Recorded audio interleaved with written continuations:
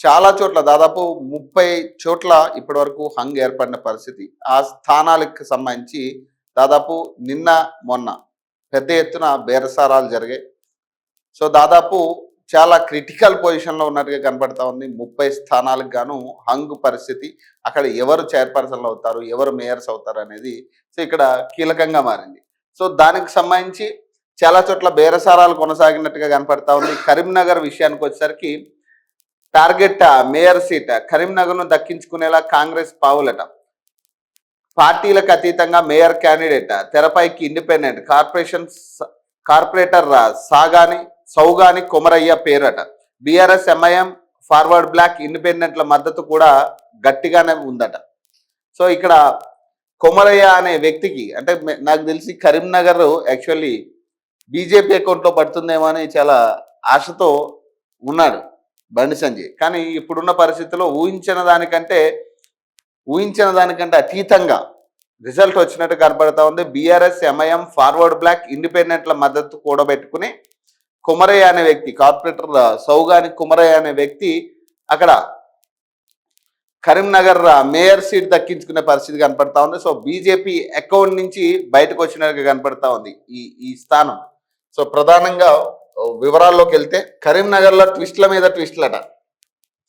Karimnagar municipal corporation politics లో ట్విస్టుల మీద ట్విస్టులు చోటు చేసుకుంటున్నాయి.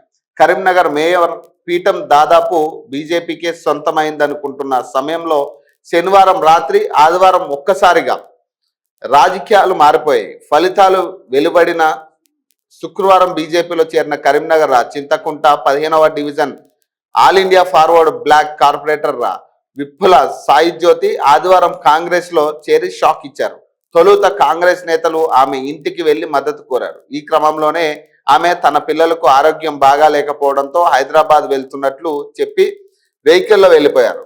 ఆమె కాంగ్రెస్ శిబిరంలోకి వెళ్తుందేమోనని అనుమానంతో బీజేపీ కార్యకర్త ఆందోళన దిగారు.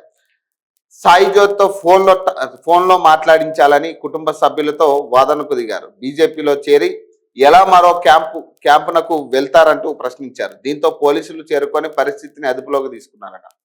అంతకంటే ముందు ఫార్వర్డ్ బ్లాక్ రాష్ట్ర కన్వీనర్ జోజిరెడ్డి, నాయకులు తేజ్ దీప్ రెడ్డి వచ్చి తమ పార్టీ తరపున విప్ జారీ చేసేందుకు యత్నించారు. అయితే సాయి జ్యోతి విప్ తీసుకోకుండానే ఇంటి నుంచి వెళ్ళిపోయారు. దీంతో వారు ఆ కాపీని సాయి జ్యోతి ఇంటి గోడతో పాటు మరో కార్పొరేటర్ బొట్ల శ్యామల ఇంటికి అంటించారు.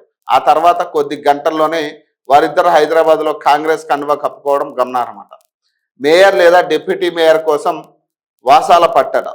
మరోవైపు మేయర్, డిప్యూటీ మేయర్ విషయంలో బీజేపీ క్యాంప్లో ముసలం మొదలైనట్లు తెలుస్తుంది. బీజేపీ మేయర్ అభ్యర్థిగా 2వ division corporator Kolagani Srinivas, deputy mayor గా 66వ వార్డు డివిజన్ కార్పొరేటర్ పవన్ పేరును ఆ పార్టీ అధిష్టానం ప్రకటించినట్లు తెలిసింది. దీంతో తనకు మేయర్ లేదా డిప్యూటీ మేయర్ ఇవ్వకుంటే సపోర్ట్ చేయనని సీనియర్ నేత బీజేపీ కార్పొరేటర్ వాసాల రమేష్ వాదించినట్లు తెలుస్తుంది. కరీంనగర్ లో బలమైన పద్మశాలి సామాజిక వర్గానికి తప్పకుండా ఏదో ఒక పదవి ఇవ్వాల్సిందేనని పట్టుబట్టినట్లు సమాచారం అట. సో బీజేపీకి మద్దతు ఇచ్చే ప్రసక్తే లేదట. జోజిరెడ్డి తమ పార్టీ బీఫామ్ పైన గెలిచిన 15వ డివిజన్ కార్పొరేటర్ సాయి జ్యోతిని కేంద్ర మంత్రి బండి సంజయ్ బీజేపీలో చేర్చుకోవడం సిగ్గుచేటని ఏఐఎఫ్బి రాష్ట్ర కన్వీనర్ అంబటి జోజిరెడ్డి అన్నారు. ఒక కమ్యూనిస్ట్ పార్టీలో గెలిచిన అభ్యర్థులను బీజేపీలో ఎలా చేర్చుకుంటారని ప్రశ్నించారు. మేయర్ స్థానం కోసం బీజేపీ నీచమైన రాజకీయాలు చేస్తుందని విమర్శించారు. సోమవారం ఉదయం 10 గంటల వరకు తమ పార్టీ కేంద్ర, రాష్ట్ర కమిటీలు ఎవరికి మద్దతు ఇవ్వాలో స్పష్టత ఇస్తామని, మత రాజకీయాలు చేసే బీజేపీకి మాత్రం మద్దతు ఇచ్చే ప్రసక్తే లేదని తేల్చి చెప్పిందట. పాపం ఇక్కడ ఉన్న పరిస్థితిలో ఇక బీజేపీకి ఈ ట్విస్ట్, ఈ షాకు కొన్నాళ్ళు తేలుకునే పరిస్థితి ఉండదు. ఫలితాల రోజు బీజేపీలో, ఆదివారం కాంగ్రెస్ లోకి ఏఎఫ్బి కార్పొరేటర్ జ్యోతట విప్ జారీ చేసిన ఫార్వర్డ్ బ్లాక్ నేతలు బీజేపీకి మద్దతు ఇచ్చే ప్రసక్తే లేదని వెల్లడి. జ్యోతి తీరుతో ఆందోళనకు దిగిన బీజేపీ కార్యకర్తలట. పదవుల కోసం బీజేపీ క్యాంపులో ముసలమట. దాదాపు ఎక్కడికక్కడ ఇదే పరిస్థితి ఉంటుంది. ఇక జగిత్యాల చైర్పర్సన్ అభ్యర్థి పేరు షీల్డ్ కవర్లో ఉందట. మున్సిపల్ పీఠంపై ఉత్కంఠ. సవంత్ మంత్రి అడ్లూరితో వేర్వేరుగా జీవన్ రెడ్డి ఎమ్మెల్యే సంజయ్ భేటీ అట. జీవన్ రెడ్డితో ఫోన్లో మాట్లాడిన కాంగ్రెస్ ఇన్ఛార్జ్ మీనాక్షి నటరాజన్. ఆ ఇద్దరు నేతలకు హైకమాండ్ అల్టిమేటం అట. ఆసక్తిగా మారిన జగిత్యాల మున్సిపల్ పాలిటిక్స్. జెండా మోసినోళ్లకే న్యాయం జరగాలట. MLC Jeevan Reddy. Jagtial municipal chairman ఎన్నిక కాంగ్రెస్ పార్టీలో కాకరేపుతుంది. హంగ్ ఏర్పడిన జగిత్యాల రాయికల్ మున్సిపాలిటీలను ఎలాగైనా కైవసం చేసుకోవాలని హైకమాండ్ ఫోకస్ పెట్టింది. అయితే చైర్మన్ పీఠం కోసం ఇటు ఎమ్మెల్సీ జీవన్ రెడ్డి, అటు ఎమ్మెల్యే సంజీవ్ వర్గాలు మధ్య పోరు పతాక స్థాయికి చేరింది. ఈ పంచాయతీ ఆదివారం ప్రజాభవన్కు చేరడంతో ఏఐసిసి కార్యదర్శి సచిన్ సవంత్, మంత్రి అడ్లూరి లక్ష్మణ్ కుమార్, ఎమ్మెల్సీ జీవన్ రెడ్డి, ఎమ్మెల్యే సంజయ్తో వేర్వేరుగా భేటీ అయ్యారు. దీంతో కొన్ని రోజులుగా కొనసాగుతున్న వివాదానికి ఎట్టకేలకు తెరపడింది. పార్టీ అంతర్గత విషయాలను రోడ్డుపైకి తీసుకురావడంతో కేడర్లో అయోమయం నెలకొంది. ఆయన వారిని సున్నితంగా హెచ్చరించినట్లు తెలిసింది. క్రమశిక్షణే ముఖ్యమని, పార్టీ తీసుకునే తుది నిర్ణయానికి ఇరు నేతలు కట్టుబడి ఉండాలని సవంత్ స్పష్టం చేశారు. ఐక్యత చాటాలని, పార్టీ బలోపేతం దృష్ట్యా ఇరువురు నేతలు కలిసి పనిచేయాలని సూచించారట. ఇక్కడ దాదాపు ఇప్పుడు డిసైడింగ్ ఫ్యాక్టర్ ఇక్కడ ఎవరయ్యారంటే ఎమ్మెల్సీ జీవన్ రెడ్డి అయింది. ఇక్కడ విషయం ఏంటంటే జగిత్యాలలో మనకు తెలిసినట్టుగా అనూహ్యంగా ఇప్పుడు సంజయ్, నేను బీఆర్ఎస్ పార్టీలోనే ఉన్నా, ఎమ్మెల్యే సంజయ్ నేను బీఆర్ఎస్ పార్టీలోనే ఉన్నా, నేను కాంగ్రెస్ కనుక కప్పుకున్నాను ఎవరు చెప్పారు, నేను ఇప్పటికీ కూడా బీఆర్ఎస్ పార్టీ ఎమ్మెల్యేనని చెప్పి కాంగ్రెస్ పార్టీ అభ్యర్థులకి సపోర్ట్ చేసిండు ఆయన. సో అక్కడే చాలా సీనియర్ నేత జీవన్ రెడ్డి గారు ఉన్నారు ఎమ్మెల్సీ. సో ఆయన ఏం చేసిండు, సరే నువ్వు బీఆర్ఎస్లో ఉండి మా పార్టీ నాయకులకి, మా పార్టీ బీఫామ్ ఇచ్చిన నాయకులకి మీరు సపోర్ట్ చేస్తే, అభ్యర్థులకు మీరు సపోర్ట్ చేస్తే, నేను కూడా ఇండిపెండెంట్ ఎవరైతే ఉన్నారో ఇండిపెండెంట్కి సపోర్ట్ చేస్తాను. ఇండిపెండెన్స్ తరఫున జీవన్ రెడ్డి తిరిగిండు ఇండిపెండెన్స్ని గెలిపించడానికి. అక్కడ ఏమైంది, అనూహ్యంగా హంగ్ ఏర్పడింది. దాదాపు ఇప్పుడు డిసైడింగ్ ఫ్యాక్టర్ అంతా కూడా ఇప్పుడు జీవన్ రెడ్డి క్యాడర్ చేతిలో ఉంది. ఎవరు డిసైడ్ చేస్తే ఇప్పుడు జీవన్ రెడ్డి క్యాడర్ ఎవరికి సపోర్ట్ చేస్తే వాళ్ళకి అక్కడ పీఠం దక్కే పరిస్థితి ఉంది. మరి ఈ నేపథ్యంలో ఏమవుతుంది, ఇప్పుడు వారిని బుజ్జగించే ప్రయత్నం చేసింది ఏఐసిసి. సరే ఇక్కడ కూడా ఇప్పుడు ఇంకొక విషయం, ఇక్కడ కూడా ఎమ్మెల్యే సంజయ్ అయితే ఎందుకు వీళ్ళు తెలంగాణ కాంగ్రెస్ భవన్లో మీటింగ్ పెట్టారు వీళ్ళు? అసలు బీఆర్ఎస్ ఎమ్మెల్యే కదా, ఆయన అనౌన్స్ చేసిండు కదా సంజయ్ నేను బీఆర్ఎస్ ఎమ్మెల్యేనని ఆయనే ఓపెన్గా వీడియో పెట్టి వీడియోలో మాట్లాడిండు ఆయన. మరి ఆయన ఎట్లా గాంధీ భవన్కి పిలిచారు మీరు? ఆయన ఎట్లా మీరు బుజ్జగించారు? నాకు అర్థం కాలే. ఆయన ఎట్లా గాంధీ భవన్కి పిలిచి మీరు బుజ్జగించాల్సిన పనే ఉంది? బీఆర్ఎస్ కదా బుజ్జగించాల్సింది అయింది. ఇప్పుడు ఆయన బీఆర్ఎస్లో ఉన్న వ్యక్తి అయినప్పుడు బీఆర్ఎస్ కదా ఆయన బుజ్జగించాల్సింది. మరి ఎట్లా మీరు గాంధీ భవన్కి పిలిచి బుజ్జగించారు? పైకేమో ప్రజల్ని మభ్యపెట్టి ఇష్టారాజ్యం మాట్లాడుతూ ఉన్నారు. ఏదో ఇది వేలాకోలం కామెడీ అయిపోయింది. 10 మంది ఎమ్మెల్యేల అనార్థ పిటిషన్ ఇది కామెడీ అయిపోయింది వీళ్ళకి, ఎమ్మెల్యేలకి. వీడియో పెట్టి నేను నేను బీఆర్ఎస్లో ఉన్నా, ఎవరు చెప్పారు? అసలు నేను కన్నువనే కప్పుకోలే, నేను బీఆర్ఎస్ ఎమ్మెల్యేనైనా ఓపెన్గా చెప్పిండు. మరి ఇప్పుడు గాంధీ భవన్లో ఎట్లా మీరు భేటీ పెట్టిరు ఆయనకి? అసలు ఏం జరుగుతుంది తెలంగాణ రాష్ట్రంలో? ఇప్పుడు 16 బీఫామ్లు ఇస్తే 9 మందిని గెలిపించుకున్న ఏఐసిసి కార్యదర్శి సచిన్ సవంత్, మంత్రి అడ్లూరి లక్ష్మణ్ కుమార్తో జరిగిన భేటీలో జీవన్ రెడ్డి ఎన్నికల ఫలితాలపై పూర్తి డేటాను ముందుంచారు. ఎమ్మెల్యే సంజయ్ తీరుపై తీవ్ర ఆవేదన వ్యక్తం చేసినట్లు తెలిసింది. నాకు పార్టీ 16 బీఫామ్లు ఇస్తే అందులో 9 మందిని కౌన్సిలర్గా గెలిపించుకున్నాను, కానీ సంజయ్కి 34 బీఫామ్లు ఇస్తే కేవలం 14 మంది మాత్రమే గెలిపించుకున్నారు అని జీవన్ రెడ్డి హైకమాండ్కు నియమించిన ప్రతినిధులకు వివరించారు. పార్టీ టికెట్ ఇవ్వకుండా తన వర్గం వారిని ఎమ్మెల్యే సంజయ్ పక్కన పెట్టారని, అలా పక్కన పెట్టిన 9 మందిని తను ఇండిపెండెంట్లుగా నిలబెట్టి గెలిపించుకున్నానని స్పష్టం చేశారు. కష్టకాలంలో పార్టీ జెండా మోసిన వారికే పదవులు ఇవ్వాలి అని, తన వర్గానికి చెందిన వారికే చైర్మన్ పీఠం దక్కాలని ఆయన విజ్ఞప్తి చేశారట. శనివారం మంత్రులతో జరిగిన భేటీలో సీఎం రేవంత్ రెడ్డి జగిత్యాల, రాయికల్ మున్సిపాలిటీలను గెలిపించే బాధ్యతను మంత్రి అడ్లూరి, ఏఐసిసి కార్యదర్శి సచిన్ సవంత్కు అప్పగించారు. దీంతో ఈ ఇద్దరు నేతలు రంగంలోకి దిగి తొలుత జీవన్ రెడ్డి ప్రజాభవన్కు వచ్చి వారితో భేటీ అయ్యారు. ఆయన వెళ్ళిపోయిన తర్వాత ఎమ్మెల్యే సంజయ్ వచ్చి సమావేశం అయ్యారు. ఇద్దరు నేతల మధ్య సమన్వయం కుదిర్చి చైర్మన్ పీఠం దక్కించుకునేలా రాజీ కుదిర్చినట్లు తెలిసింది. ఇదే సమయంలో కాంగ్రెస్ ఇన్ఛార్జ్ మీనాక్షి నటరాజన్ కూడా జీవన్ రెడ్డితో ఫోన్లో మాట్లాడి పరిస్థితిని చక్కదిద్దే ప్రయత్నం చేశారు. భేటీ అనంతరం జీవన్ రెడ్డి మీడియాతో మాట్లాడారు. పార్టీ కోసం పనిచేసిన వారికి ప్రాధాన్యత ఇవ్వాలని కోరారు. తన ఆలోచనలు సూచనలు పరిగణలోకి తీసుకోవాలని హైకమాండ్కు చెప్పినట్లు తెలిపారు. తను ఎప్పుడు పార్టీ జెండా మోసినా వారికే పదవులు ఇవ్వాలని కోరుకుంటున్నానని, అయితే పార్టీ ఎలాంటి నిర్ణయం తీసుకున్నా దానికి కట్టుబడి ఉంటానని స్పష్టం చేశారు. షీల్డ్ కవర్లో ఎవరి పేరుంది? కాంగ్రెస్ పెద్దల నిర్ణయంపై సర్వత్రా ఉత్కంఠ నెలకొంది. షీల్డ్ కవర్లో చైర్మన్ అభ్యర్థి పేరును ఖరారు చేయగా ఈ నిర్ణయానికి ఇరువురు నేతలు కట్టుబడి ఉండాలని అల్టిమేటం జారీ చేసింది. అయితే ప్రమాణ స్వీకారం సమయంలో ఇరు వర్గాల్లో ఎవరికి పెద్దపీట వేస్తారు? ఈ క్రమంలో ఒక వర్గానికి అనుకూలం మరో వర్గానికి ప్రతికూలంగా ఉన్న పేరు వస్తే ఇటు ఎమ్మెల్యే సంజయ్ అటు మాజీ మంత్రి జీవన్ రెడ్డికి చెందిన కౌన్సిలర్లు మద్దతు ఇస్తారా ఇవ్వరా అనేది సస్పెన్స్ గా మారింది. మరోవైపు చైర్మన్ ఎన్నిక సజావుగా జరుగుతుందా లేదా అనేది కూడా రాజకీయాల్లో చర్చ జరుగుతా ఉంది. అసలు షీల్డ్ కవర్ లో ఎవరి పేరుంది? ఈ ఇద్దరు నేతలు సూచించిన పేర్లు కూడా కాకుండా కొత్త అభ్యర్థి పేరుంటే పరిస్థితి ఏంటన్నది ఆసక్తిగా మారింది. మొత్తానికి జగిత్యాల మున్సిపల్ చైర్మన్ పీఠం ఎవరికి దక్కుతున్నది అనేది సోమవారం తెలుస్తుంది. నెంబర్ గేమ్ లో గెలిచేదెవరు? నేడే మేయర్ చైర్పర్సన్ ఎన్నికల మెజార్టీ సీట్లపై కన్నేసిన కాంగ్రెస్ హంగ్ మున్సిపాలిటీలు కార్పొరేషన్లో గెలిచేందుకు వ్యూహాలు. సీఎం ఆదేశాలతో రంగంలోకి మంత్రులట. తమ పార్టీ అభ్యర్థులకు విప్ జారీ చేస్తున్న బీజేపీ బీఆర్ఎస్. పార్టీ మారిన బీఆర్ఎస్ ఎమ్మెల్యేలకు విప్ వర్తించేలా చర్యలట. ఎన్నికలకు అన్ని సిద్ధం చేసిన మున్సిపల్ ఎన్నికల నెంబర్ గేమ్లో గెలిచేది ఎవరు తేలే సమయం దగ్గర పడింది. మెజార్టీ స్థానాలను కైవసం చేసుకునేందుకు అధికార కాంగ్రెస్ ఫోకస్ పెట్టగా తమకు పట్టున్న చోట పీఠాన్ని కాపాడుకునేందుకు ప్రతిపక్ష బీఆర్ఎస్ బీజేపీ సర్వశక్తులా ఒడ్డుతుంది. సోమవారం కార్పొరేషన్ మేయర్ మున్సిపల్ చైర్మన్ల ఎన్నికలు జరగనున్నాయి. ముందుగా గెలిచిన వాళ్ళు ప్రమాణ స్వీకారం చేస్తారు. ఆ తర్వాత పాలకవర్గ ఎన్నికలు ఉంటాయి.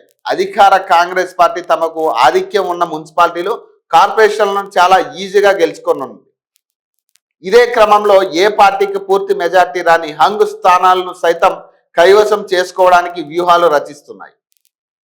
ఇందుకోసం సీఎం రేవంత్ రెడ్డి రంగంలోకి దిగి రాష్ట్ర మంత్రులకు బాధ్యతలు అప్పగించారు. తమ పార్టీ తరపున గెలిచిన కార్పొరేటర్లు కౌన్సిలర్లు జారిపోకుండా బీఆర్ఎస్ బీజేపీ విప్ జారీ చేయడానికి సిద్ధమయ్యాయి. పార్టీ మారిన ఎమ్మెల్యేలకు సైతం విప్ వర్తించేలా బీఆర్ఎస్ పార్టీ ఎత్తుగడలు వేస్తున్నది. కాగా 7 కార్పొరేషన్లు 116 మున్సిపాలిటీల్లో పరోక్ష ఎన్నికలకు స్టేట్ ఎలక్షన్ కమిషన్ అన్ని ఏర్పాట్లు చేసింది.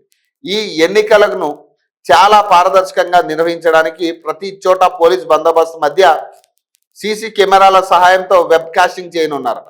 ఎస్సీసీ ఆదేశాలతో గత 3 రోజులకు ఆ క్యాంపుల్లో ఉన్న వాళ్ళంతా సోమవారం ఉదయం 10 గంటల వరకు ఆయా మున్సిపాలిటీలు కార్పొరేషన్లకు చేరుకోనున్నారట. మున్సిపల్ కార్పొరేషన్ మేయర్ రిజర్వేషన్ వివరాలట. మొత్తం 7 కార్పొరేషన్లో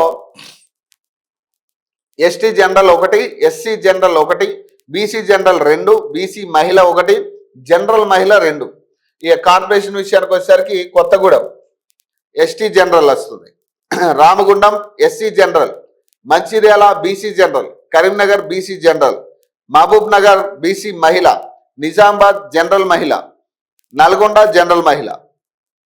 మున్సిపాలిటీ చైర్పర్సన్ల రిజర్వేషన్ల వివరాలంట. 116లో ఎస్టీ జనరల్ 3, ఎస్టీ మహిళ 2, ఎస్సీ జనరల్ 9, ఎస్సీ మహిళ 8, బీసీ జనరల్ 18, బీసీ మహిళ 18, జనరల్ స్థానాలు 27, జనరల్ మహిళ 31. గత పాలకులు ప్రజా తీర్పును ఒప్పుకోవట్లే. మేం వాళ్ళ పాలకులం కాదు, ప్రజా సేవకులమట. గెలిస్తే ఉప్పొంగం, ఓడితే కుంగిపోం. 2 ఏళ్లలో 70,000 ప్రభుత్వ ఉద్యోగాలు భర్తీ చేసినాం. ఎస్సీ జనాభా 17% ఉంటే 30% పదవులు ఇచ్చినాం. నల్లమల ఫారెస్ట్లో 20 ఎకరాల్లో సంత్ సేవాలాల్ టెంపుల్ నిర్మిస్తాం. వచ్చే ఏడాది అక్కడే జయంతి జరుపుకుందాం. ప్రతి తాండాకు BT road, panchayat building, school నిర్మిస్తామని హామీ. సంత్ సేవాలాల్ జయంతి వేడుకలకు హాజరట.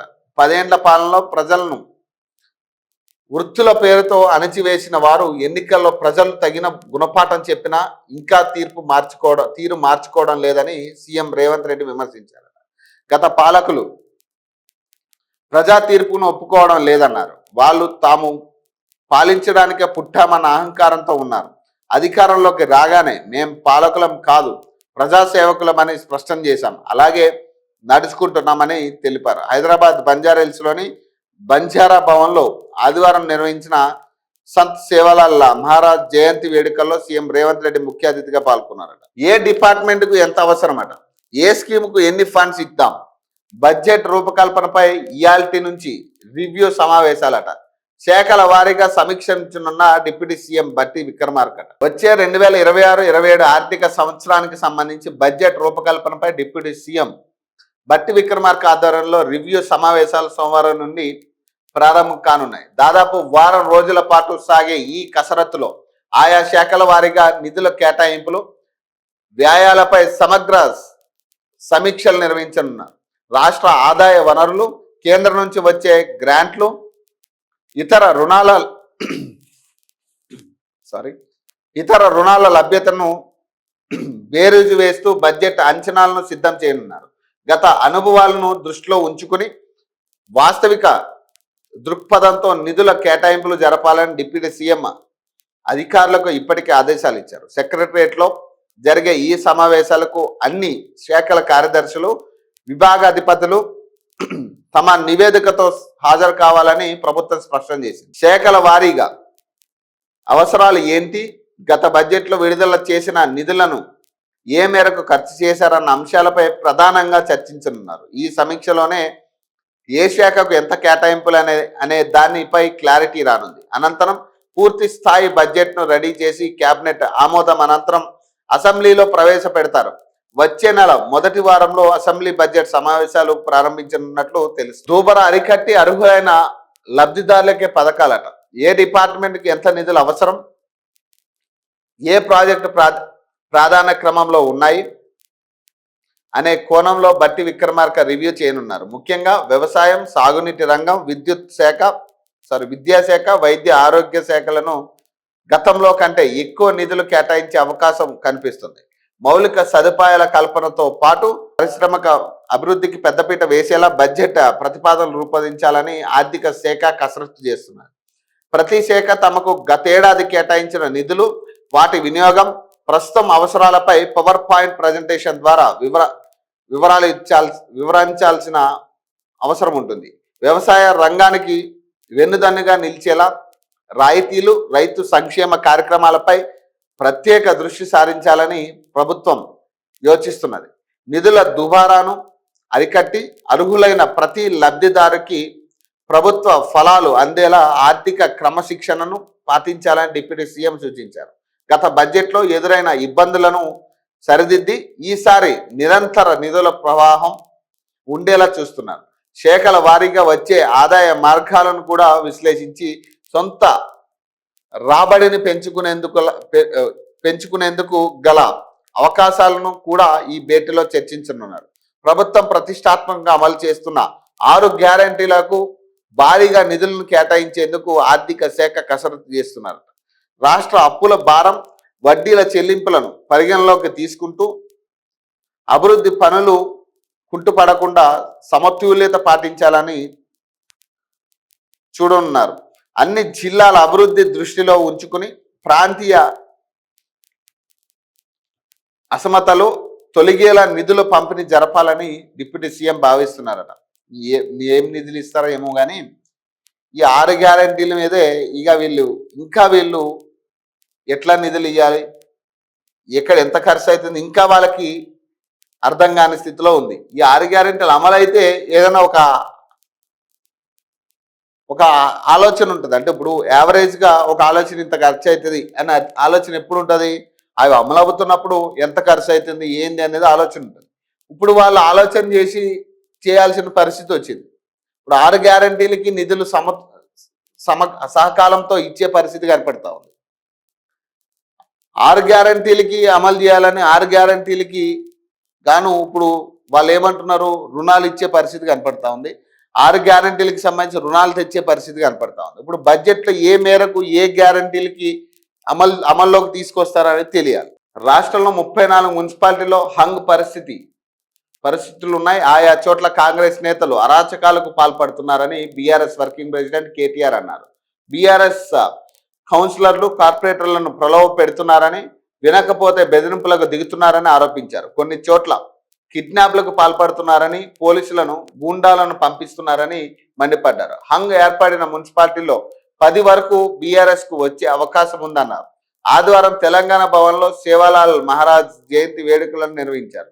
ఈ సందర్భంగా ఆయన మాట్లాడారు. కాంగ్రెస్ తో సిపిఐ కూటమిగా ఏర్పడిందని, సింగరేణిలో జరుగుతున్న దోపిడీని అరికట్టేందుకు తాము సిపిఐకు మద్దతు ప్రకటించామని చెప్పారు. కాంగ్రెస్ తో పొత్తుకు ఏఐటియుసి ఎలా ఒప్పుకుందో తెలియటం లేదన్నారు. కొత్తగూడెం మేయర్ పదవిని 2 పార్టీలు పంచుకునే అవకాశాలు లేకపోలేదని అన్నారు. బీజేపీ కాంగ్రెస్ కలిసి సింగరేణిలో దోపిడీకి పాల్పడుతున్నాయన్నారు.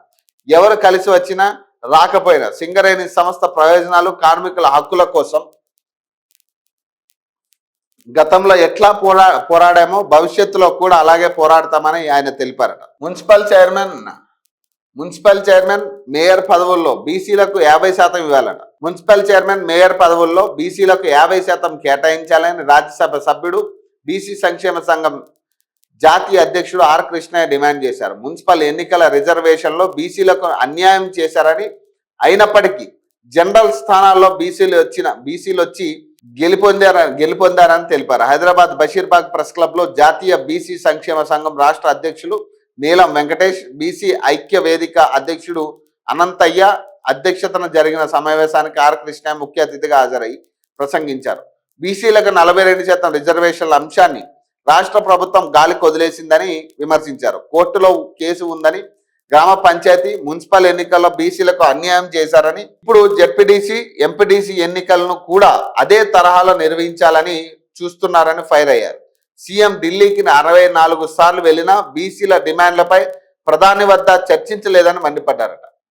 యూనివర్సిటీలో ఖాళీలట. 4 నెలల్లో పోస్టింగ్లన్నీ భర్తీ చేయాలి. సుప్రీంకోర్టు డెడ్ లైన్ నేపథ్యంలో రాష్ట్రాలకు కేంద్రం లేఖట. స్టేట్లో 2125 టీచింగ్ పోస్టులు ఖాళీ. కాంట్రాక్ట్ పార్ట్ టైం లెక్చరర్తోనే నెట్టుకొస్తున్న ఓయూ సహా అన్ని యూనివర్సిటీలట. స్టేట్ వర్సిటీల బాధ్యత రాష్ట్రాలదేనని తేల్చి చెప్పిన కేంద్రమట. రాష్ట్రంలోని సర్కారు యూనివర్సిటీలో టీచింగ్ పోస్టులు భర్తీపై మళ్లీ కదలిక వచ్చింది. ఇటీవల సుప్రీంకోర్టు తీర్పు నేపథ్యంలో ఏండ్ల తరబడి వర్సిటీల్లోని ఖాళీలను భర్తీ చేయకుండా కాలయాపన చేస్తున్న రాష్ట్ర ప్రభుత్వాలకు కేంద్రం లేఖ రాసింది. సర్కారుతో పాటు ప్రైవేట్ వర్సిటీల్లోనూ ఫ్యాకల్టీ ఖాళీలు కేవలం 4 నెలల్లోగా భర్తీ చేయాల్సిందేనని స్పష్టం చేసింది. సుప్రీంకోర్టు ఆదేశాల నేపథ్యంలో వర్సిటీల్లో ఖాళీల భర్తీపై చర్చ మొదలైంది. తెలంగాణలో 11 గవర్నమెంట్ వర్సిటీల్లో 2878 పోస్టులకు గాను 753 మంది మాత్రమే పనిచేస్తున్నారు. చివరిసారిగా ఉమ్మడి రాష్ట్రంలో 2013లో అసిస్టెంట్ ప్రొఫెసర్ పోస్టులు భర్తీ చేశారట. 7 వర్సిటీల్లో ప్రొఫెసర్లే కరువట. తెలంగాణలోని యూనివర్సిటీలో 13 ఏండ్లుగా రిక్రూట్మెంట్ లేకపోవడంతో భారీగా ప్రొఫెసర్ కొరత ఏర్పడింది. Kakatiya, Mahatma Gandhi, Satavahana, Palamuru Telugu varsity, doctor BR Ambedkar open varsity, ఆర్జీకేటీలో ఒక రెగ్యులర్ ప్రొఫెసర్ కూడా లేరు. కరీంనగర్ జిల్లాలోని శాతవాహన, నిర్మల్ జిల్లాలోని ఆర్టీయూకేలో ప్రొఫెసర్లే కాదు, చివరికి అసోసియేటివ్ ప్రొఫెసర్లు కూడా ఒక్కరు కూడా లేరట. Regular faculty Telugu university, Palamuru జేఎన్ఏఎఫ్యులో 20 లోపే ఉండడం ఆందోళన కలిగించే అంశం. అయితే పోస్టుల భర్తీకి కాంగ్రెస్ సర్కార్ కొంత ప్రయత్నం చేసినా నోటిఫికేషన్లు మాత్రం రిలీజ్ కాలేదట. రిక్రూట్మెంట్ ఫైల్ ఎక్కడ, వర్సిటీలో నియామకాల ఫైల్ ప్రస్తుతం ఎక్కడుందనే దానిపై విద్యాశాఖ వర్గాల్లో పెద్ద చర్చ నడుస్తున్నది. వర్సిటీల నుంచి ఖాళీల డేటా విద్యాశాఖకు చేరి చాలా రోజులైంది. వర్సిటీల పాలక మండలి సమావేశాల్లోనూ ఆమోదం లభించింది.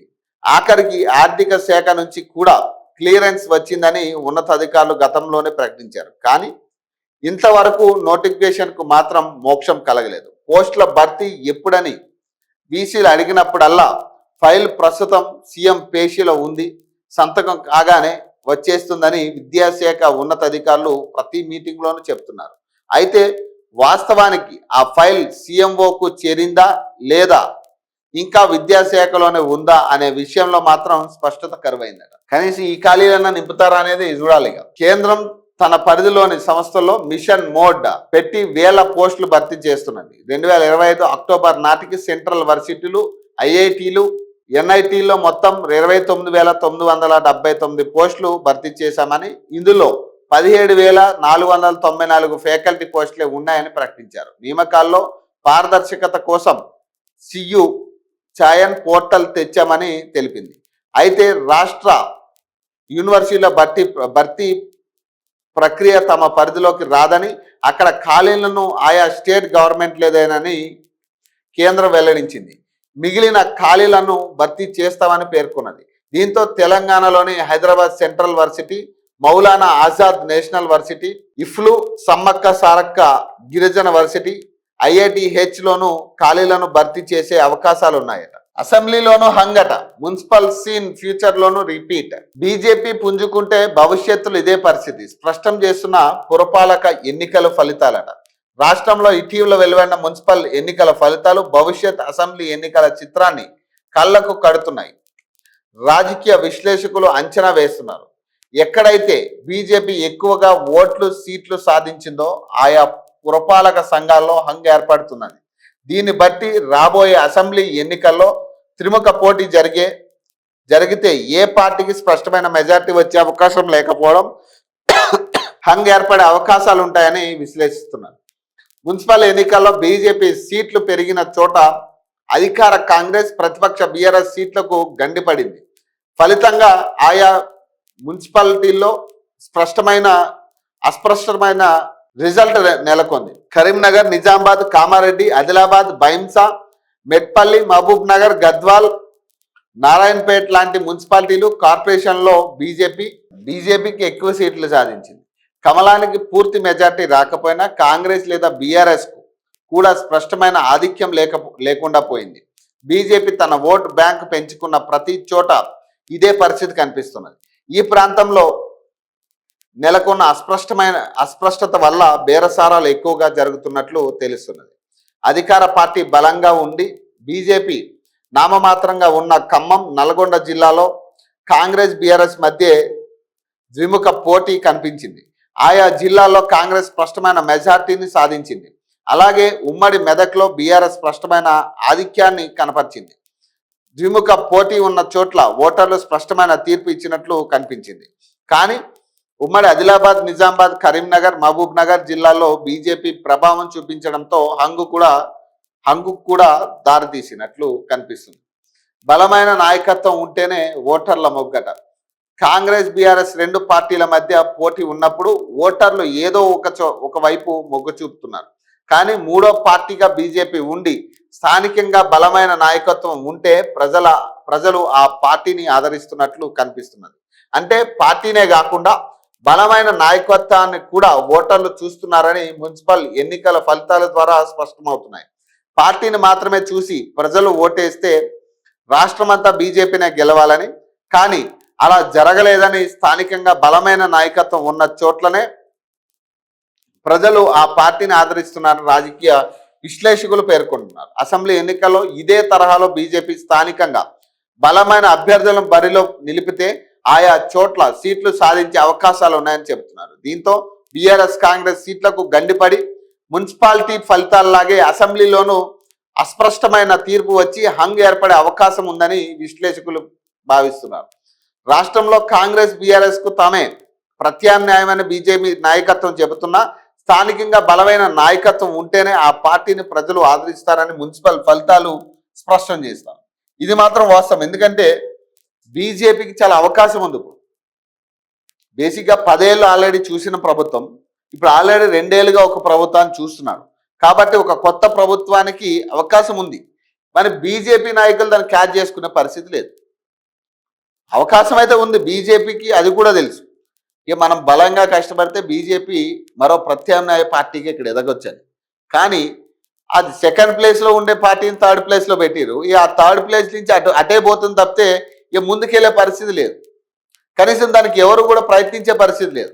దీనికి చాలా కీలకంగా రెండు ఏరియాలు తీసుకున్నారు, రెండు జిల్లాలు, ఒకటి కరీంనగర్, ఒకటి నిజామాబాద్. వీళ్ళు ఈ రెండు జిల్లాలనే నువ్వా నేను అన్నట్టుగా తీసుకుని పనిచేశారు అక్కడ నాయకులు. ఇందులో ధరంపూర్ అరవింద్ కావచ్చు, ఇక్కడ బండి సంజయ్ కావచ్చు, విస్తృతంగా పర్యటించి ఇక గెలవాలి ఎట్లయినా అనే కాడికి తీసుకున్నారు. అది కూడా లాస్ట్ మినిట్లో. అలా చేస్తేనే ఇంత గట్టి పోటీ ఇవ్వగలిగిందంటే ఇక రాష్ట్రం మొత్తం బలమైన నాయకత్వాన్ని నిలబెట్టి సమన్వయంగా బీజేపీ నాయకులందరూ పనిచేస్తే మరి వేరే తీరుంటుంది.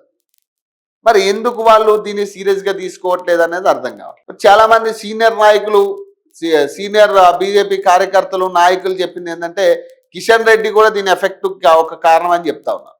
మరి ఎంతవరకు నిజమో తెలియదు కానీ కిషన్ రెడ్డి వల్లే బీజేపీ ఈ పరిస్థితిలో ఉంది ఈరోజు. ఆయన డెసిజన్ అనేది ఇంకా ఫైనల్, ఆయన డెసిజన్లోనే ఇంకా మేము ములుగుతున్నాం. ఈ అధ్యక్షుడు పక్కన పెడితే కిషన్ రెడ్డి డెసిజన్ మీదే ఇక్కడ అంతా నడుస్తుంది అనేది చెప్తా ఉన్నారు. మరి ఇది మారాలి కదా. ఇది మారినప్పుడే బేసిక్గా కొత్త నాయకత్వం రావాలి, బలమైన నాయకత్వాన్ని పెంచుకోవాలి. ఇప్పుడున్న పరిస్థితుల్లో బీఆర్ఎస్కి కూడా బలమైన నాయకత్వం లేదు గ్రౌండ్లో వాస్తవానికి. ఇప్పుడు వాళ్ళు కూడా బలమైన నాయకత్వాన్ని పెంచుకునే పరిస్థితిలో వచ్చింది ఇప్పుడు. మరి ఈ సమయంలో మరి బీజేపీ కూడా దృష్టి పెడితే మూడో ప్రత్యామ్నాయ పార్టీ, బలమైన పార్టీగా ఈ రెండు పార్టీలకి గట్టి పోటీ ఇచ్చే స్థాయికి బీజేపీ ఎదిగే ఛాన్స్ ఉంది. కానీ వాళ్ళు ఫోకస్ చేయరు. ఎక్కడెక్కడ ఘోరంగా కొత్తగూడెంలో కాంగ్రెస్లోకి స్వతంత్రులట. కొత్తగూడెం మున్సిపల్ కార్పొరేషన్లో అనూహ్య రాజకీయ పరిణామాలు చోటు చేసుకున్నాయట. స్వతంత్ర అభ్యర్థులుగా విజయం సాధించిన 5 కార్పొరేటర్లు ఆదివారం కాంగ్రెస్ గుటికి చేరారట. ఖమ్మంలో మంత్రి పొంగులేటి శ్రీనివాసరెడ్డి సమక్షంలో 1, 13, 34, 42, 48 డివిజన్ కార్పొరేటర్లు సిరాపు సుగన, తాలుగు శాంత, బట్టు విజయలక్ష్మి, దున్నపోతుల మణి, ధర్మసోత్త నరేష్ కాంగ్రెస్ పార్టీ తీర్థం పుచ్చుకున్నారు. వారికి మంత్రి పార్టీ కండువాలు కప్పి సాదరంగా ఆహ్వానించారట. ఇక ఇంతే ఉంటుంది, ఎవరికి వాళ్ళు ఆశావాహులు. ఇప్పుడు వాళ్ళకి కూడా ఇప్పుడు ఎట్లా అయిపోయిందంటే, ఇప్పుడు గెలిచిన ఇండిపెండెంట్ల పరిస్థితి కూడా ఎట్లా అయిపోయిందంటే, ఇక వాళ్ళకి ఫండ్స్ రావాలంటే ఇక అధికార పార్టీ చేతిలోనే ఉండాలి. వీళ్ళు కూడా ప్రలోభ పెట్టేది అదే చేస్తూ ఉన్నారు. ఇప్పుడు కార్పొరేటర్ అయినా లేకపోతే రేపు మేయర్ ఎవరైనా కానీ, మేయర్ కాంగ్రెస్ మేయర్ ఉంటే ఇప్పుడు అక్కడ ఫండ్స్ ఏ మేరకు రిలీజ్ చేస్తారనేది తెలియదు. సో ఒకవేళ నిజంగా బీఆర్ఎస్ పార్టీ మేయర్ కూర్చున్నా కూడా ఫండ్స్ ఇవ్వాల్సింది రాష్ట్ర ప్రభుత్వం లేదా కేంద్ర ప్రభుత్వం నుంచి రావాల్సిన నిధులు రావాలి. ఈ రెండింటి విషయంలో మధ్య నలిగిపోతా ఉంది. సో బీఆర్ఎస్ కంటే ఎక్కువ కాంగ్రెస్ లో చేరే అవకాశాలు ఎక్కువ కనపడుతున్నాయి తప్పితే బీఆర్ఎస్ పార్టీనా లేకపోతే ఇంకొక బీజేపీ పార్టీని ఆల్టర్నేటివ్ గా చూసే పరిస్థితులు లేవు. ఇండిపెండెంట్లీ ఎంత అత్యధిక డబ్బులు ఇచ్చినా కానీ అధికార పార్టీకే మొగ్గు చూపుతారు. అది వాస్తవంగా జరిగేది అదే. ఇప్పుడు ఎవరు ఎన్ని మాట్లాడుకున్నా వాస్తవంగా ఒక అంతకు మనం ఆలోచించినా కానీ ఇప్పుడు కాంగ్రెస్ పార్టీలోకి వెళ్తేనే వాళ్ళకి రేపు ఫండ్స్ వచ్చినా, రేపు ఇంకో పని చేయాలన్నా కూడా ఏదైనా కానీ కాంగ్రెస్ పార్టీ అధికార పార్టీ కాబట్టి ఆ పార్టీకి వెళ్తే ఎంతో కొంత నిధులైనా వస్తాయి. కొంతమంది ఇండిపెండెంట్లు విచ్చలవిడిగా కలిసిపెట్టారు, దాని పైసలైనా లాక్కునే ప్రయత్నం కూడా అనుకోవచ్చు. ఇప్పుడు ఇండిపెండెంట్కి ఒక్కొక్కరికి ₹1,00,00,000 అంటున్నారు, లేదంటే ఇప్పుడు బీఆర్ఎస్ నుంచి కనుక వచ్చేటట్టయితే 50 లక్షలు అంటున్నారు. మరి ఈ వ్యత్యాసంలో ఇప్పుడు 50 లక్షలు తీసుకుంటే ఏమో ఇప్పుడు దాకా ఖర్చు అయింది కదా, ఈ ఖర్చు అంతా మనం కొంత కొంత ఎంతో కొంత మనం లాక్కోవచ్చు అనే కాడికి కూడా ఇండిపెండెంట్లు ఆలోచించే పరిస్థితి ఉంది ఈరోజు. అంతా పైసా మీద నడిచే పరిస్థితి. పైసా మీద నడుస్తుంది, పనులు అవ్వాలి. పనులు అయితేనే కదా వీళ్ళకి కమిషన్లు వచ్చాయి కూడా. ఇప్పుడు ఇంత ఖర్చు పెట్టి వీళ్ళు కార్పొరేటర్లు అయింది ఎందుకు? ఇప్పుడు సంపాదించుకోవడానికే కదా. ఎవరు కూడా ప్రజల కోసం పనిచేయడానికి ఎవరు కార్పొరేటర్లు అవ్వలేదు. కేవలం వాళ్ళ స్వతహాగా వాళ్ళు ఖర్చు పెట్టింది ₹1,00,00,000 అయితే ఇంకొక 5 కోట్లు సంపాదించాలనే కాడికి వాళ్ళు ఎవరి కాడు బేరసారాలు చేసుకునే కార్పొరేటర్లు అయ్యారు. మనకు పైసలు ఇచ్చి లేకపోతే మిగతా వాళ్ళని మభ్యపెట్టో పెద్దల్ని కొనో ఏదో రకంగా వాళ్ళు కార్పొరేటర్ అయ్యారు ఇండిపెండెంట్గా. రేపు వాళ్ళు చేయాల్సింది ఏంటి? వాళ్ళు సంపాదించుకోవాలి. కాబట్టి ఈ మేరకైనా ఎంతో కొంత మనకి లాస్ కవర్ అవుతుంది అనే కాడికి జాయిన్ అవుతారు. కొంతమంది మా డబ్బులు మా చీరలో ఇచ్చేయండి అట. ఓటర్ల నుంచి తిరిగి వసూలు చేస్తున్న ఓడిన అభ్యర్థులట. మేము అడిగామా అంటూ నిలదీస్తున్న ఓటర్లట. ఇది చాలా ఘోరం. ఇది వాళ్ళు ఎవడిమ్మన్నాడు మిమ్మల్ని? ఇప్పుడు మీరు మీరు చీరలు ఇచ్చి పైసలు ఇచ్చి వాళ్ళు ఓట్లు అడిగారు. ఇక ఓట్లు వేసిరా లేదని మీకు ఎట్లా తెలుస్తుంది? మున్సిపల్ ఎన్నికల ఓటర్లకు డబ్బులు, చీరలు తదితర గిఫ్ట్లు పంచిన కౌన్సిల్ అభ్యర్థులు తీరా తాము ఓడిపోవడంతో ఓటర్లపై ఆగ్రహం వ్యక్తం చేస్తున్నారు. తమ డబ్బులు తాము ఇచ్చిన వస్తువులు తిరిగి ఇచ్చేయాలని గొడవకు దిగుతున్నారు. రాష్ట్ర వ్యాప్తంగా పలు చోట్ల ఇలాంటి ఘటనలు వెలుగు చూస్తున్నాయి. నిజామాబాద్ జిల్లా ఆర్మూర్ మున్సిపాలిటీ 18వ వార్డులో బీఆర్ఎస్ తరపున పోటీ చేసిన మొయినుద్దీన్ స్వతంత్ర అభ్యర్థిగా పోటీ చేసిన ఇలియాస్ ఇద్దరు ఓడిపోయారు. దీంతో తమ వద్ద డబ్బులు తీసుకుని ఓటు వేయకుండా మోసం చేశారని, డబ్బులు తిరిగి ఇవ్వాలని ఓటర్లతో శనివారం రాత్రి వాదనకు దిగి దూషించినట్లు సమాచారం. దీంతో స్థానికులు ఆర్మూర్ పిఎస్ లో వారిపై ఫిర్యాదు చేశారు. అలాగే మేడ్చల్ జిల్లా మూడుచింతలపల్లి మున్సిపాలిటీలో 12వ వార్డులో పోటీ చేసిన కాంగ్రెస్ అభ్యర్థి ఎం జ్యోతి ఓడిపోయారు. దీంతో ఓటమిని తట్టుకోలేని ఆమె ఎన్నికల ముందు తాను పంచిన డబ్బులు, చీరలు తిరిగి ఇవ్వమని కుటుంబ సభ్యులతో కలిసి ఇంటింటికి తిరిగి వసూలు చేశారట. అయితే చీరలు ఎవరు ఇవ్వమన్నారని ఆమెపై ఓటర్లు మండిపడుతున్నారు. యాదాద్రి భువనగిరి జిల్లా మున్సిపాలిటీ 1వ వార్డులో కాంగ్రెస్ పార్టీ అభ్యర్థి వరబోజు స్వరూప రాణికి ఓట్లు వేయలేదని, తమపై దాడి చేస్తున్నారని స్థానికులు ఆదివారం టౌన్ పోలీసులకు ఫిర్యాదు చేశారట. వివేరా హోటల్ వెనుక ఉన్న కాలనీ ప్రజలను భయభ్రాంతులకు గురి చేస్తున్నారని ఆవేదన వ్యక్తం చేశారు. విజయోత్సవ ర్యాలీలో డీజేతో అసభ్యకరమైన పాటలు పెడుతూ ఇండ్లపై బీరు బాటిళ్లు విసిరి దుర్భాషలాడుతున్నారని ఆరోపించారు. ఈ కోవా బంది పాపం నాకు తెలిసి గట్టి మద్దతు వచ్చింది ఆయనకి. పేదోడిపై పోరొద్దట, చిన్నోడినే చిక్కియాలి, బకాసురులను వదిలేయాలి, బతుకు లేనోళ్లను ఇరికించేయాల. బ్రాండ్ అంటే ఓకే, బండ్ అంటే రూల్స్ రెగ్యులేషన్స్ అట.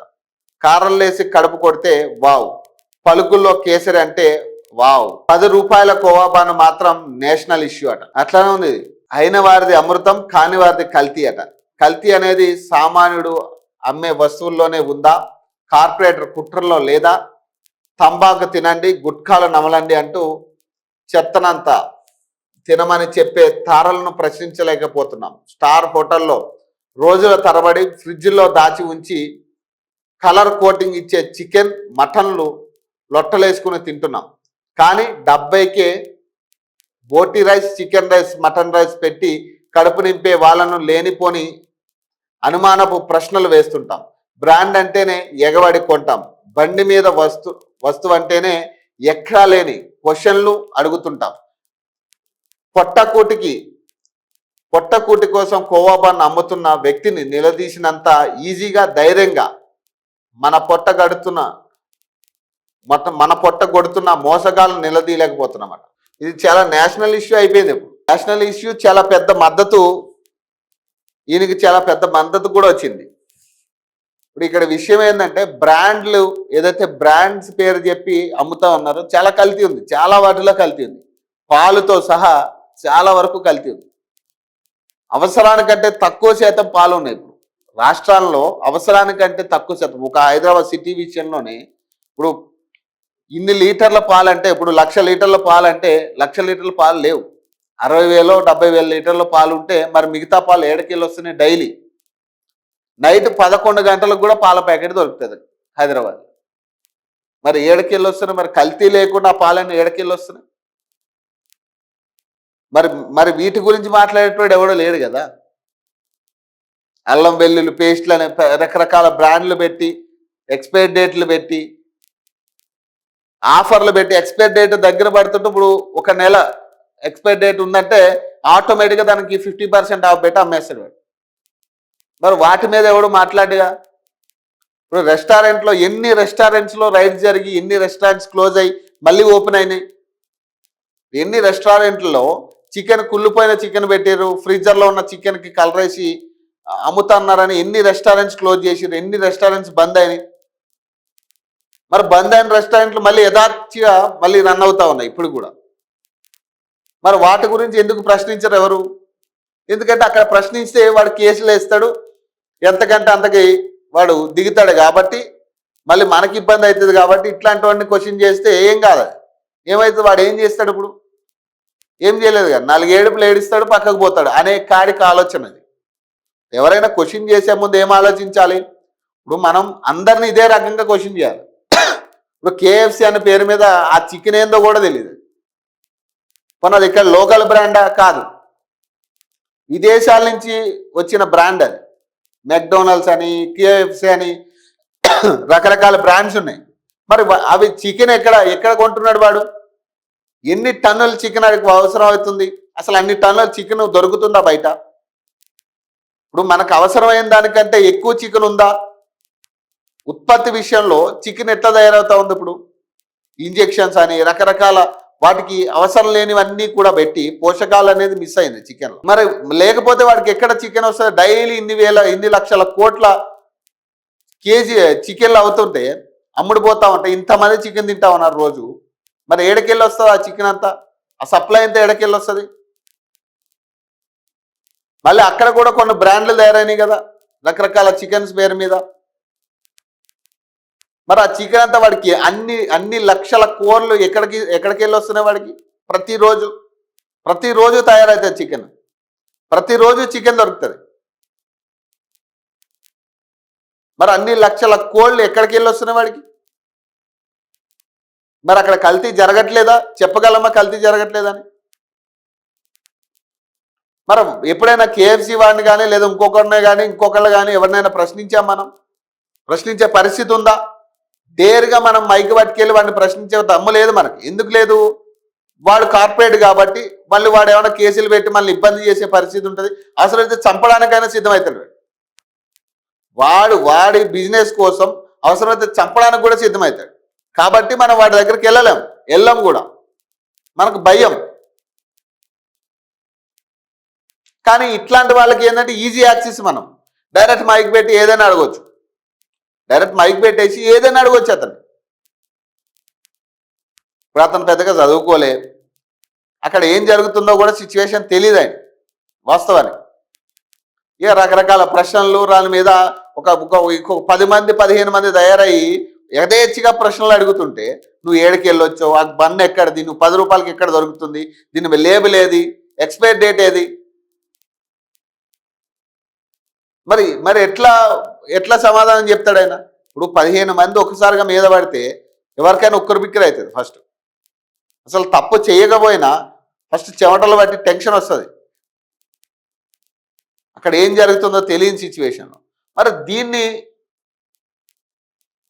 అనువుగా తీసుకుని రకరకాల ట్రోల్స్ ప్లస్ ఇంకోటి ఏంటంటే దీన్నే ఇప్పుడు ఏదైనా సరే ఇక్కడ తప్పు జరిగింది, ఇప్పుడు జర్నలిస్టులదా లేకపోతే ఇంకోట మొత్తం మీద తప్పు జరిగింది, ఒక సామాన్యుడికి ఆ విషయాన్ని జరగకూడదు. మనం కూడా మాట్లాడుతున్నాం కల్తీ చాలా అంశాల్లో జరిగిందని, వాటి మీద క్వశ్చన్ చేసే పరిస్థితి లేదు. కానీ ఇంకా కూడా అతని ఇంటికి వెళ్ళి ఇదిగో అతని ఆధార్ కార్డు లేకపోతే ఇదిగో ఇదని మనం చెప్పాల్సిన పని లేదు. ఇంకా అయిపోయింది, అక్కడితో క్లోజ్ చేయాలని. రకరకాల డైవర్షన్లు తీసుకుంటా ఉంది ఈ ఇష్యూని కూడా. ఇప్పుడు ఇది అవసరం లేదంటున్నా. ఇప్పుడు అతను ఆల్రెడీ అతనికి జరగాల్సిన నష్టం జరిగిపోయింది, దాన్ని మనం ఎవరైనా తీసుకురాలేం దాన్ని. ఇప్పుడు కానీ ఇట్లాంటి ముసుగులో కూడా చాలా మంది ఉన్నారు, లేకపోలేదు. ఇంకా చాలా మంది కొన్ని కల్తీ చేసేటోళ్ళు కూడా ఉంటారు. కానీ అందరూ అదే తరహాలో ఉంటారు అనేది తప్పు. ప్రధానంగా బ్రాండ్స్ని మనం క్వశ్చన్ చేయగలిగినప్పుడు ఇట్లాంటి వాళ్ళని మనం రోడ్డు మీదకి ఈడ్చాల్సిన పని లేదు. బ్రాండ్స్ని క్వశ్చన్ చేస్తే అన్ని చక్కగా అవుతాయి. చాలా బ్రాండ్స్ తయారైనాయి ఇప్పుడు, ఒకటి కాదు. ఇది వరకు 1-2 బ్రాండ్స్ ఉంది, ఇప్పుడు ప్రతి దానికి దాదాపు 20-70 బ్రాండ్స్ తయారైనాయి. ఇప్పుడు 20-70 బ్రాండ్స్. మరి ఆ బ్రాండ్స్ అన్ని ఏడకేళ్ళు వచ్చినాయి? ఇంతమందికి అసలు రా ఎక్కడ దొరుకుతా ఉంది? రా మెటీరియల్ ఏడ దొరుకుతా ఉంది ఇన్ని బ్రాండ్స్కి? మరి ఇవన్నీ కూడా మనం క్వశ్చన్ చేయాల్సిన అంశాలు కదా. ఇదివరకు 1-2 బ్రాండ్స్ ఉండే మన చిన్నప్పుడు, 1-2 బ్రాండ్స్ తినేటోళ్ళు మనం. ఆ 2 బ్రాండ్సే మనకు తెలిసినాయి. మరి ఇప్పుడు 2 బ్రాండ్స్గా దాదాపు 70-80 బ్రాండ్స్, ఇప్పుడు 100 బ్రాండ్స్ తయారైనాయి. ఒక మైదాకే దాదాపు 70-80 బ్రాండ్స్ ఉన్నాయి ఒక మైదాకి. అసలు ఈ బ్రాండ్స్ అన్ని ఏడకెళ్ళి వస్తూ ఉంది? వీళ్ళకి ఉత్పత్తి ఎక్కడికి వెళ్ళి వస్తుంది, ఇక్కడ వీళ్ళకి రా మెటీరియల్ ఎక్కడికి వెళ్ళి వస్తుంది? ఇవన్నీ కదా మనం క్వశ్చన్ చేయాల్సింది, ఇవి కదా. ఈ బ్రాండ్స్ అన్ని ఎవరు పర్మిషన్ ఇస్తున్నారు, ఈ బ్రాండ్స్ అన్ని ఎక్కడ ఉన్నాయి, అసలు వీటికి ఫ్యాక్టరీస్ ఉన్నాయా లేవా, వీళ్ళు సక్రమంగా ఆ ఫుడ్ తయారవుతుందా లేదా? ఇప్పుడు ఇన్స్టంట్ పరోటా, ఇన్స్టంట్ చపాతీ అంటున్నాం, దాంట్లో కూడా 70 బ్రాండ్స్ ఉన్నాయి. మరి ఇన్స్టంట్ అని మళ్ళీ దాని మీద ఎక్స్పైరీ డేట్ పెట్టిండి వాడు. ఏదైనా ఒక రోజే తింటాం మనం. ఇప్పుడు చపాతీ కాల్చుకున్న తర్వాత ఒక రోజు లేదా తర్వాత రోజు తినగలం. కానీ వాడు ఏం చెప్తా ఉన్నాడు, దానికి వారం రోజులు డేట్ వేస్తున్నాడు వాడు. వారం రోజుల డేట్ ఎట్లా ఉంటుంది ఆ చపాతీ, కాల్చిన చపాతీ, సగం కాల్చిన చపాతీ వారం రోజులు ఎట్లుంటుంది? మరి ఎట్లా ఎక్స్పైర్ డేట్ వేస్తున్నాడు? వారం రోజులు ఎక్స్పైర్ డేట్ వేసి వారం రోజులు దాన్ని కుళ్ళకండ ఎట్లుంటుంది? మన ఇంట్లో చేసుకున్న చపాతీ ఒక రోజు చేస్తే రెండో రోజు పనికిరాదు అది. మరి వీటన్నిటిని మనం క్వశ్చన్ చేయాలి కదా. ఇవి చాలా ఉన్నాయి, మనకి ఇలా మాట్లాడుకుంటూ పోతే చాలా అంశాలు ఉన్నాయి. మరి వీటన్నిటిని మనం క్వశ్చన్ చేసి వీటన్నిటి భాగోతాలన్నీ బయటకు తీయాలి కదా. వీటిని మనం ఎక్స్పోజ్ చేయాలి. ఇప్పుడు 10 రూపాయల కోవా బన్న, అతను కోవా ఎంత పడింది, అసలు బయట కోవా ఎంతకు వస్తుందంటే ఎవరైనా ఎట్లయినా చేసుకోవచ్చు. ఇప్పుడు దాని మీద ఎవరైనా కంప్లైంట్ చేసి ఇదిగో అక్కడ కోవా బన్ తినడం వల్ల మాకు ఈ హెల్త్ ప్రాబ్లమ్స్ వచ్చినాయని ఎవరైనా డాక్టర్ కానీ లేదా ఎవరైనా ఇబ్బంది పడ్డ వాళ్ళు ఎవరైనా వచ్చి మీకు కంప్లైంట్ చేసి మీరు వెళ్ళి క్వశ్చన్ చేయొచ్చు. పోనీ ఎవరైనా బండి మీద కంప్లైంట్ ఇచ్చారా, అక్కడ ఏదన్నా ఇబ్బందికర వాతావరణం కనపడతా ఉంది అని ఏమన్నా కంప్లైంట్ వచ్చిందా? ఏం లేదు కదా. యథేచ్ఛగా ఒక సామాన్యుడి దగ్గరికి వెళ్ళి మైక్ పెట్టేసి ఇష్టాచారం, మన దగ్గర మైక్ ఉంది, మనం జర్నలిస్టులు అని చెప్పేసి ఇష్టాచారం క్వశ్చన్లు అడిగితే ఇట్లానే ఉంటుంది రియాక్షన్. ఇప్పుడు ఇక్కడ ఏమైంది, మనం చేసిన దానికంటే వాస్తవానికి మనకు తిరిగి వ్యతిరేకత ఎక్కువ వచ్చింది. మనకు వ్యతిరేకత ఎక్కువ అవుతా ఉంది. ఇప్పుడు మనం ఏదో మేధావులం అని చెప్పి వాళ్ళ దగ్గరికి వెళ్ళి క్వశ్చన్ చేస్తే మనకంటే మేధావులు ఇప్పుడు ఉన్నారు చాలా మంది. ఇప్పుడు అతను హీరో అయ్యిండు. ఇప్పుడు అద్దె 10 కోట్లట. ప్రభుత్వ మెడికల్ కాలేజీల కోసం ఏటా వైద్య ఆరోగ్య శాఖ చెల్లింపులు. మహేశ్వరం వైద్య కళాశాలకే నెలకు 18.88 లక్షలట. మెదక్లో 16 లక్షలట. కుత్బులాపూర్లో 14.37 లక్షలట. భారీగా చెల్లించడంపై అనేక అనుమానాలట. ప్రభుత్వ భవనాలు ఉన్నా పట్టించుకోని అధికారులట. ప్రజాధనం వృధా చేస్తున్నారనే విమర్శలు. రాష్ట్ర ఆర్థిక ఇబ్బందులు ఎదుర్కొంటున్న వేళ అనవసర ఖర్చులు తగ్గించుకోవాలన్న ప్రభుత్వ లక్ష్యానికి వైద్య ఆరోగ్య తూట్లు పడుతున్నది. అద్దె భవనాల్లో ఉన్న కార్యాలయాలకు జనవరి 1 నుంచి సర్కారు భవనాల్లోకి మార్చాలని ప్రభుత్వం స్పష్టం చేసింది. ఫిబ్రవరి 1 నుంచి అద్దె చెల్లింపులు నిలిపివేయాలని ట్రెజర్ విభాగానికి సర్క్యులర్ సైతం జారీ చేసింది. కానీ ఇవేమీ తమకు వర్తించవన్నట్లు వైద్య ఆరోగ్య విభాగం వ్యవహరిస్తున్నది. కొత్త మెడికల్ కాలేజీలు, హాస్టళ్లు అద్దెల కోసమే ఏటా 10 కోట్లు ఖర్చు చేస్తూ ఉన్నట. కేవలం అద్దెల కోసం ఖర్చు చేస్తుంది. సీఎం రేవంత్ రెడ్డి ఓవైపు పొదుపు మంత్రం జపిస్తుంటే అధికారులు మాత్రం ప్రజాధనాన్ని అద్దెల రూపంలో చెల్లిస్తూ ఖజానాపై మరింత భారం మోపుతున్నారనే విమర్శలు వస్తున్నాయట. ఇక కాలేజీల వివరాలు. నెల అద్దెట మహేశ్వరం విషయంలో వచ్చేసరికి 18.88 లక్షలు చెల్లిస్తుందట ప్రతి నెల. మెదక్ విషయంలో 16.10 లక్షలు చెల్లిస్తుందట. కుత్బులాపూర్లో 14.37 లక్షలట. యాదాద్రి భువనగిరి జిల్లాలో 6.72 లక్షలు చెల్లిస్తున్నారు ప్రతి నెల. భద్రాద్రి కొత్తగూడెం జిల్లాలో 5.21 లక్షలట. కరీంనగర్లో 3.77 లక్షలట. మంచిర్యాల 2.96 లక్షలట. కామారెడ్డి 2.66 లక్షలట. వనపర్తి 2.46 లక్షలట. జగిత్యాల 2.32 లక్షలట. నారాయణపేట 2 లక్షలట. రాజన్న సిరిసిల్ల 2.3 లక్షలట. మహబూబాబాద్ 1.74 లక్షలట. మొత్తం 13 కాలేజీలకు గాను 81.27 లక్షలు చెల్లిస్తుందట ప్రతి నెల ప్రభుత్వం నుంచి. అద్దె భవనాల్లో కొనసాగుతున్న ప్రభుత్వ మెడికల్ కాలేజీల కోసం నెలకు 81.27 లక్షల చొప్పున ఏడాదికి సుమారు 10 కోట్ల వరకు అద్దెను చెల్లిస్తున్నారట. మంచిర్యాల, మహబూబాద్, భద్రాద్రి కొత్తగూడెం, వనపర్తి, జగిత్యాల, కామారెడ్డి, కరీంనగర్, రాజన్న సిరిసిల్ల, నారాయణపేట మెడికల్ కాలేజీలకు సంబంధించి వైద్య విద్యార్థుల వసతి గృహాలు అద్దె భవనాల్లో కొనసాగుతున్నాయి.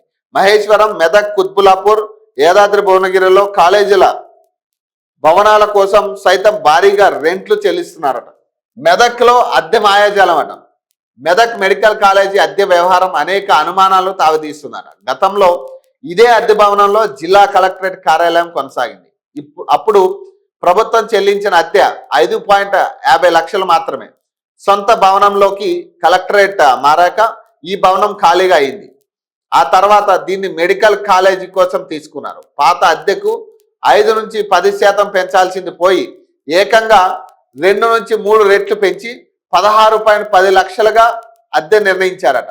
అంటే దాదాపు 19.3% పెంచి ప్రభుత్వ ఖజానాకు గండి కొట్టారట. కాగా మెడికల్ కాలేజీల భారీ అద్దెలపై డిఎంఈ డాక్టర్ నరేంద్ర కుమార్ వివరణ కోరేందుకు ప్రయత్నించగా ఆయన అందుబాటులోకి రాలేదట. డీజిల్ ఇంజిన్కు బదులు బ్యాటరీ అట.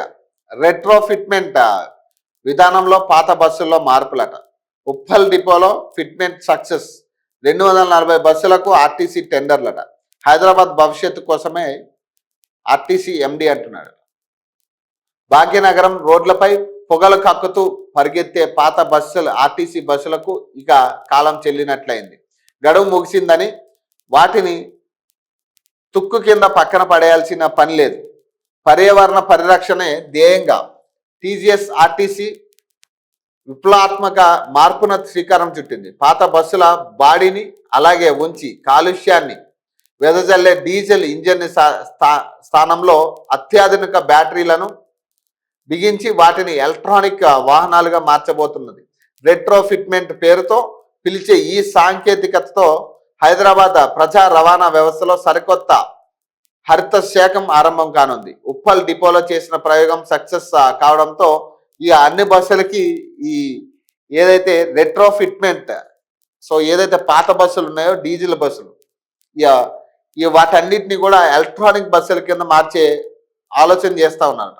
మరి ఆల్రెడీ ఒకటి సక్సెస్ అయినట్టుగా చెప్తా ఉన్నారు. మరి మిగతా బస్సులన్నింటినీ కూడా ఇదే తరహాలో మార్చే ఆలోచనలో ఉందట ప్రభుత్వం కూడా. పాక్కు కాలరాత్రట. 61 పరుగుల తేడాతో టీమిండియా గ్రాండ్ విక్టరీ. శివం ఎత్తిన ఈశానట.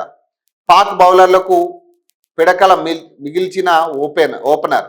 భారత్ బౌలింగ్కు దయాది బ్యాటర్ల విలవిల. 114 పరుగులకే పాక్ ఆల్అౌట్. సూపర్ 8 రౌండ్కు సూర్యసేన అట. T20 వరల్డ్ కప్లో భారత్ జోరు కొనసాగుతుంది. కొలంబోలో ఆదివారం జరిగిన మ్యాచ్లో పాక్కు చుక్కలు చూపించింది. ముందుగా బ్యాటింగ్ చేసిన భారత్ 20 ఓవర్లలో 7 వికెట్లు కోల్పోయి 175 రన్స్ చేయగా లక్ష్య ఛేదనలో పాక్ జట్టు 114 పరుగులకే కుప్పకూలిందట. పాక్ను చిత్తు చేసిన భారత్ అట. మహిళల ఆసియా కప్ రైజింగ్ స్టార్స్ టోర్నమెంట్లోనూ టీమిండియా విజయం అట. ఈ మహిళల ఇది కూడా టీమిండియా మహిళల జట్టు కూడా చాలా విపరీతంగా ఆడుతూ ఉన్నారు గేమ్. ఆ గట్టునుంటారా ఈ గట్టుకు వస్తారట.